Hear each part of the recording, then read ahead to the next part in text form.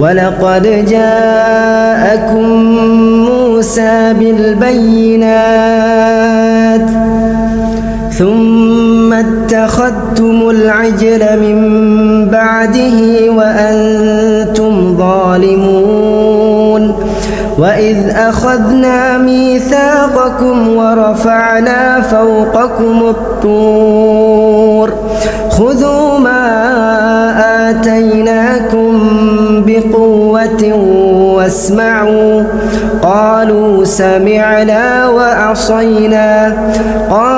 سمعنا وعصينا وأشربوا في قلوبهم العجل بكفرهم قل بئس ما يأمركم به إيمانكم إن